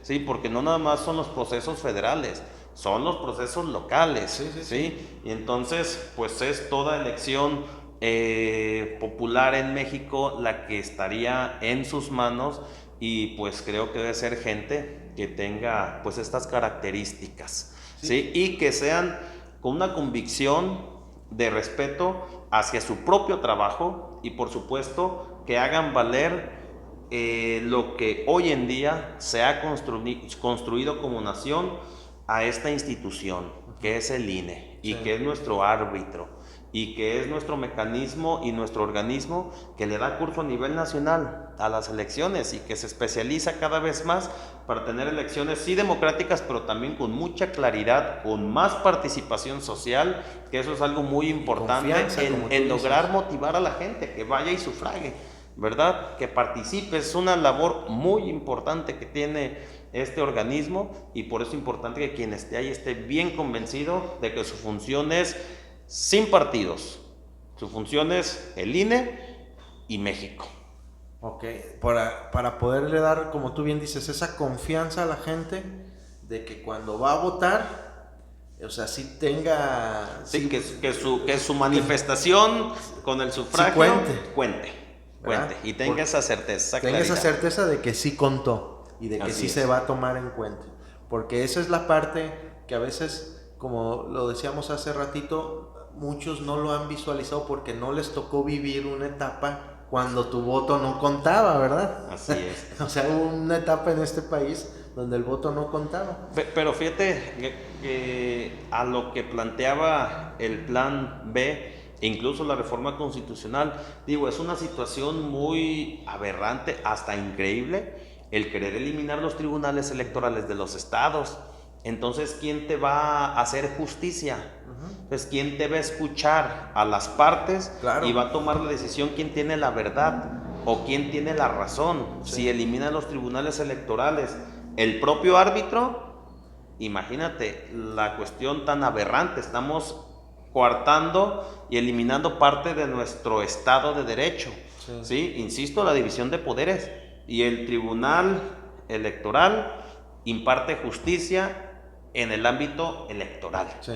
Y si tú lo desapareces, estás dejando sin uno de los poderes, ¿sí?, que integran en nuestra nación, y que entonces la justicia la estás desapareciendo. Sí, claro. Quien te imparte justicia lo estás desapareciendo. Entonces, si no hay quien te imparte justicia, automáticamente estás en un autoritarismo.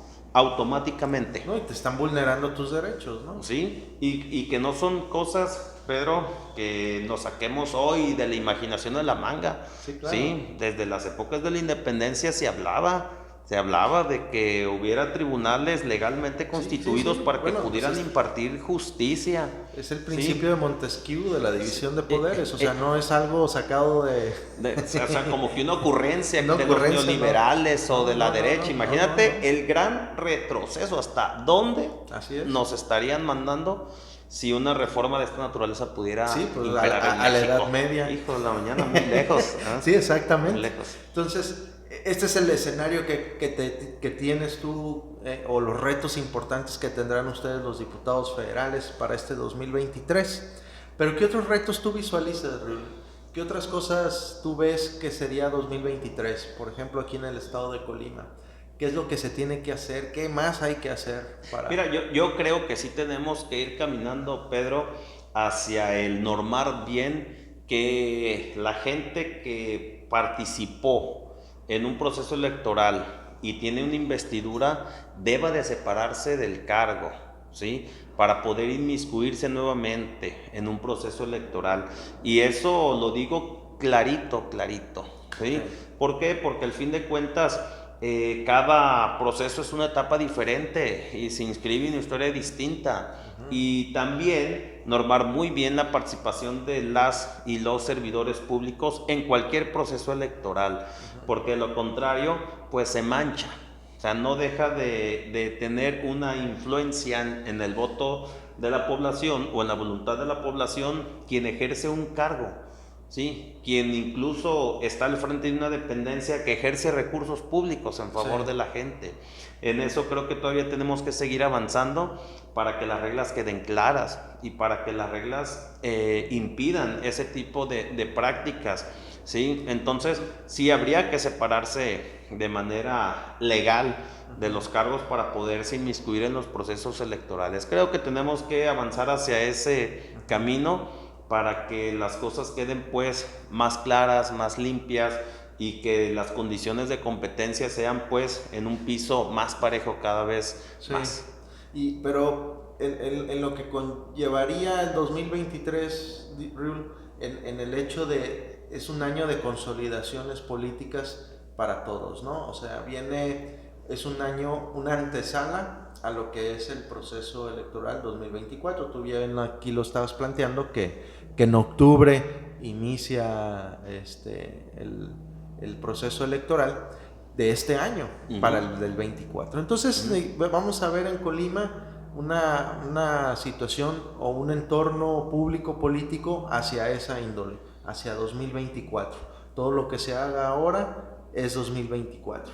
Y entonces vemos a un Riul que ha venido forjando un posicionamiento, tu imagen, como tú hablas de la congruencia, has generado confianza entre tu electorado, entre la población, inspiras esa confianza entre la población colimense y lo has hecho bajo esa dinámica, como dices, tu congruencia con lo que se dice y con lo que se hace. Pero entonces, ¿qué va a hacer Riul? Ahora, ¿qué va a hacer Riul en 2023? ¿Qué actividades tú consideras que tienen que enfocarse? ¿Hacia dónde crees que debe darse mayor ímpetu? ¿Y qué es lo que tienen que construir ustedes, Riul, como Partido Acción Nacional, pero también visionando lo que tiene que ser un proceso que pareciera a todas luces que vamos a volver a ver juntos, porque ya le encontraron la fórmula, vamos a volver a ver al PRI, PAN y PRD juntos en el 2024. ¿Qué hay que hacer, Riul? O sea, ¿qué tiene que hacer Riul? ¿Qué tiene que hacer el PAN? Bueno, primero, sí son elementos bien claros que hay que considerar. Uno, quienes están o estamos al frente de una responsabilidad, y los partidos políticos que también tienen una responsabilidad social y que tienen que cumplir. Por mi parte, que es en donde puedo tener la potestad de mis decisiones, pues seguiré eficientando mis procesos de cercanía con la población. Bajo ninguna circunstancia dejaré de trabajar. Al contrario, hay que redoblar esfuerzos porque hay muchos temas que tenemos que impulsar y sé que muchos nuevos temas en el camino vamos a encontrar. Pero sí, el estar cercano a la gente es un factor en el que estoy ocupado tratando de eficientarlo de una mejor manera. El equipo también cuenta mucho, el que tengamos esos canales de vinculación y principalmente que cuando te confían un problema, tengamos esa capacidad de respuesta, de gestión, de resolver, porque hay cosas pues que van de manera personal, familiares, de colonia, de todo un sector. Mira, y por ejemplo en el tema de las cuestiones de la obra de infraestructura, en donde pues hoy, a diferencia de los diputados de antes, antes tenían la posibilidad de decir, oye, pues acá en Cuauhtémoc, acá en Coquimatlán, en tal lugar, está premiante esta obra, ¿sí? Que en el presupuesto venga ya la edificación de esa obra. Hoy no se tiene esa posibilidad, pero sin embargo eso no nos deja sentados, ni fuera de la jugada. Hemos estado trabajando, hemos estado influyendo, incidiendo en que diversas zonas que ocupan obra, pues se consideren, y se ha hecho, se ha avanzado. Porque no hay obras de infraestructura, ¿verdad, Ruy? O sea, importantes como las que antes hacían otros presidentes de la República. No. Colima cero. No. Y eso, pues claro que es una política desde el ámbito federal, ¿verdad? Pero sí hemos logrado incidir, y este año seguiré insistiendo bastante, muy intensamente, en algunos puntos que urge que se haga obra pública, y te voy a mencionar algunos de ellos. Mira, por ejemplo, aquí en el ejército, en el libramiento ejército mexicano, las losas de concreto ya manifiestan, ya presentan deficiencias. Y si nos esperamos hasta que esté jodido, no, hombre, pues ya vamos a tener accidentes, ya vamos a tener lamentables pérdidas humanas, patrimonio, mercancías que van o que vienen hacia el interior del país, y eso no tenemos que esperar a que suceda. Desde el año pasado estamos incidiendo, estamos en reuniones, buscamos que estas obras se liciten, se asignen y se hagan, por bien del pueblo colimense. Pero también es muy urgente el tema del puente en el Arroyo Seco, en la carretera Villa de Álvarez-Minatitlán. El camino de la carretera, de todos los años. Claro, y son 3-4 veces, dependiendo de las afluencias del río, del arroyo, que se interrumpe la comunicación.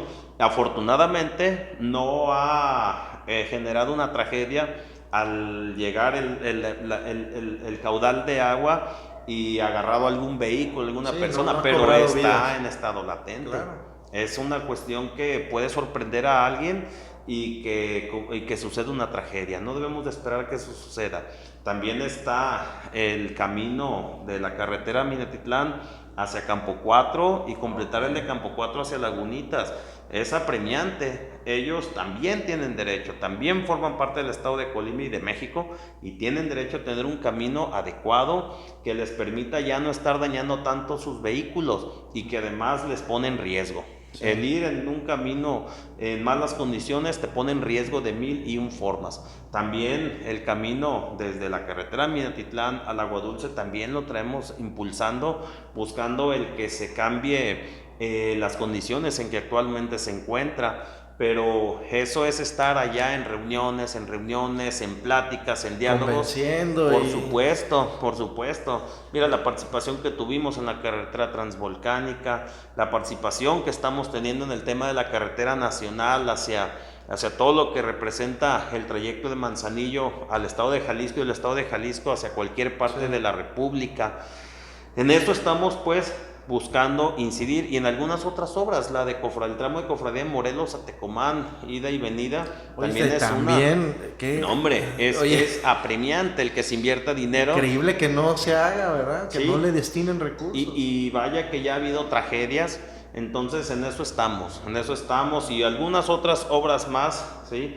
En donde pues aún a pesar de que no tenemos esa facultad de etiquetar, de que en el presupuesto ya venga, pero sí con el respeto que se debe, tocamos puerta, dialogamos y cabildeamos con quienes integran la Comisión de Infraestructura, la de Hacienda, la de Comunicaciones y Transportes. Entonces en eso invertimos el tiempo. Sí, es que sí es importante, Riul, que esto que estás comentando, que quienes nos están viendo y escuchando sepan este contexto de que anteriormente, antes del 2018, o sea, los diputados federales, cada diputado federal tiene una bolsa de 20 millones de pesos para etiquetar en obras de infraestructura en su estado. Así es. ¿Esto qué significaba? Que si Colima tiene 2 diputados federales, pues son 40 millones de pesos que puede invertirse. Pero tenemos 3 diputaciones federales. Sí, pero quiero decir lo que pudiera haber sucedido. Lo que pudiera haber parecido, un diputado federal del Distrito 1 y un diputado del Distrito 2 te daría, en automático ya tendrías 40 millones. Y a esa parte iba. Más, si hay diputados que llegan por otra, acceden de otra manera, en el caso de los plurinominales, pues ya serían más. Y en el caso de Colima ahorita tenemos 3 diputados federales, que es Julia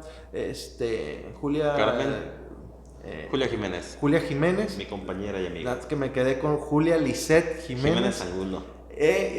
Tú en tu caso, Riul, y Carmen Zúñiga de Morena. O sea, son 3 diputados que en este caso estaríamos teniendo 60 millones de pesos al año de obras de infraestructura que pueden ser etiquetadas,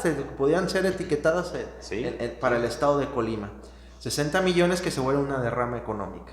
Pero hay que recordar que aquí Colima llegó a tener hasta 5 diputados federales. En aquellos entonces, pues estamos hablando 5 o 6 diputados federales y que estábamos hablando hasta de 100 millones de pesos de obras de infraestructura cada año etiquetadas para Colima. Y eso ya se perdió, eso ya no lo tienen. Pero dijéramos, bueno, ya no lo tienen los diputados, pero se los dan al gobierno o el gobierno los destina. No, eso tampoco sucede.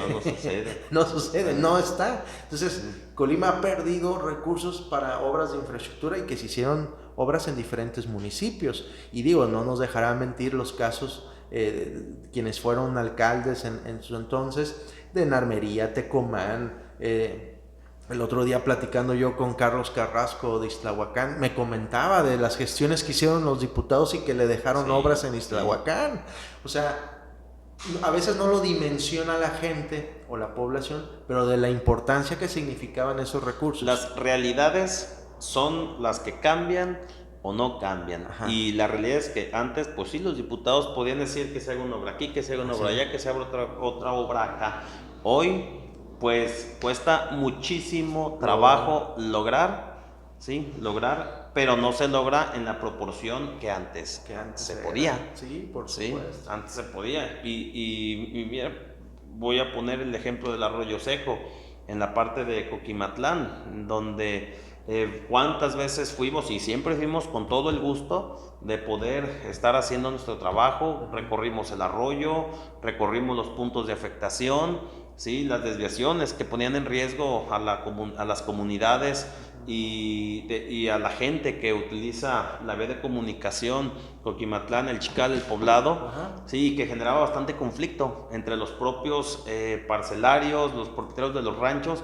¿Por qué? Porque el río estaba desbordado totalmente, y generaba mucho riesgo para que quien fuera ahí transitando al momento de llegar la creciente del Arroyo Seco, pues los pudiera atrapar. Incluso hubo gente que quedó atrapada, aislada, ¿verdad? Pero que afortunadamente no pasó a mayores, pero pudo haber sucedido alguna tragedia. Así es. Y entonces la satisfacción es que a reunión tras reunión tras reunión con la Conagua a nivel nacional, por supuesto, y agradezco públicamente y de todo corazón a quienes aquí en la Conagua, en la dirección aquí en el estado de Colima, también siempre tuvieron la plena disposición y anduvieron recorriendo la zona cuantas veces fuimos con las comunidades y con sus autoridades, estuvieron presentes, y ese trabajo permitió que efectivamente se destinara un recurso para hacer las contenciones, pero aún hace falta una obra de ingeniería mayor que permita tener encauzado el Arroyo Seco por un buen tiempo, y el puente que quedó dañado ya se está construyendo. Entonces todos influimos ahí en esas soluciones, pero pudo haber sido más rápido, pudo haber sido pues con una mejor proporción, pero sin embargo, el hecho de que hoy ya haya una infraestructura de contención, sí, es de celebrarse y de festejarse. El hecho de que hoy se esté haciendo el puente es de celebrarse y también de festejarse. ¿Por qué? Porque al fin de cuentas, muy complicado, pero avanzó, pero se logró.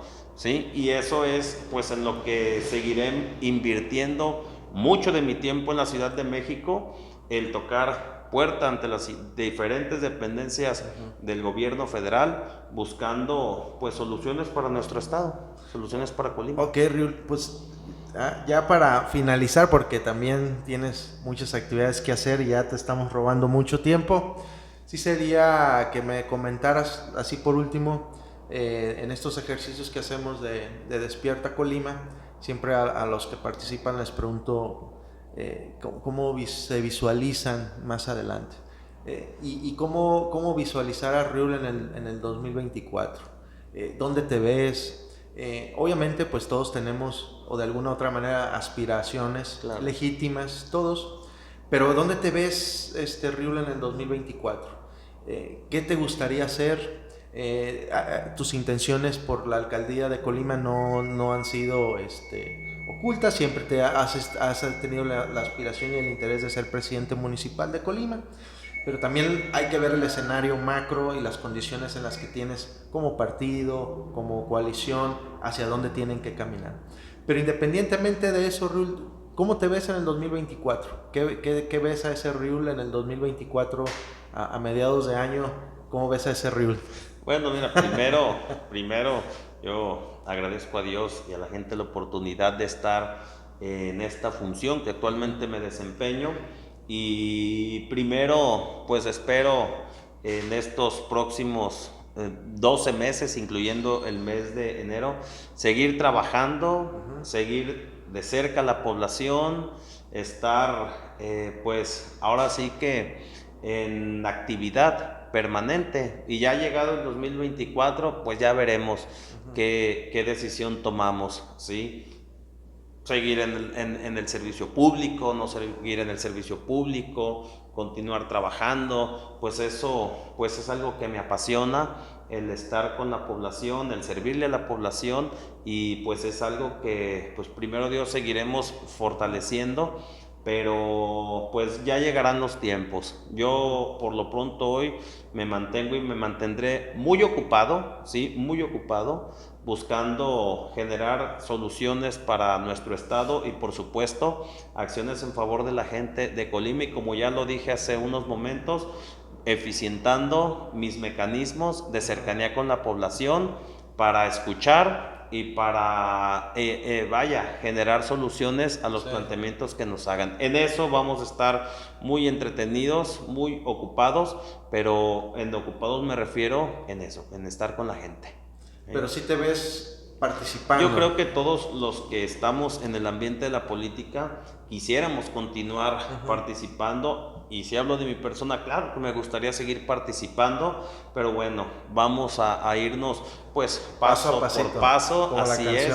Exactamente, que los tiempos lleguen y que también el trabajo demuestre si realmente se tiene la intención de seguir sirviéndole a la población o no se tiene esa intención, y que la gente opine también, claro, ¿verdad? Que la gente opine y que opine como quiera opinar. Yo lo comenté hace unos momentos, aquí si alguien va a hacer un reclamo, lo escuchamos y lo escucharemos siempre con mucha atención, ¿verdad? Y entonces, pues es lo que estaremos pues construyendo, un trabajo responsable, tratando de ser congruente, pero principalmente que le sirva a la gente y que sea palpable, que realmente se vea, se sienta, y que me pueda también quedar con una satisfacción del deber cumplido, de haber servido y de poder sirviéndole a la población colimense. Pues perfecto, Riul. Ya lo escucharon, con eso nos vamos a despedir de este podcast de Despierta Colima. Un Riul que seguirá trabajando, seguirá manteniendo su congruencia con lo que hace, con lo que dice, y de alguna otra manera al final, como bien lo mencionas, pues ya se pondrán de acuerdo los partidos políticos y a ver cómo les va a ir y cómo va a estar esta situación, cómo se va a dar la repartición en un escenario 2024 que veremos el próximo año complejo, con un tema de la presidencia de la República. Se van a cambiar los 10 alcaldes, los diputados federales, diputados locales, y con el ingrediente adicional que significa la posibilidad de que todos tienen de reelegirse en el cargo que ahorita actualmente desempeña.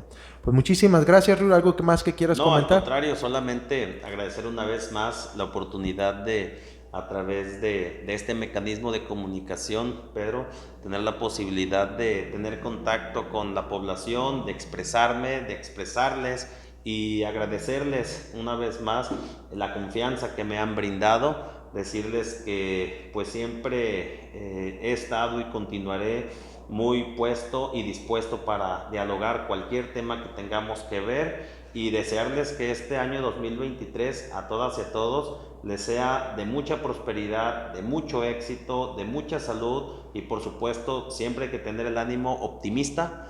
Sí, que el ánimo por ninguna circunstancia caiga. Que decaiga el ánimo. Así es, recordemos que siempre, pues esta vida complicada pero muy bonita es de problemas que hay que resolver, y cuando lo resolvemos hay que gozar la satisfacción, pero siempre hay que seguir adelante. Si te caes, levántate y sigue adelante, porque la vida es muy bonita y hay que vivirla bien. Pues bueno, perfecto, nos vamos de este podcast. Muchísimas gracias. Sigan pendientes de los demás ejercicios que estamos realizando en las páginas, tanto de YouTube, Facebook, Twitter y en Spotify. También ahí nos puede encontrar. Nos vemos en una próxima emisión y como siempre les digo, despierta Colima. Hasta la próxima.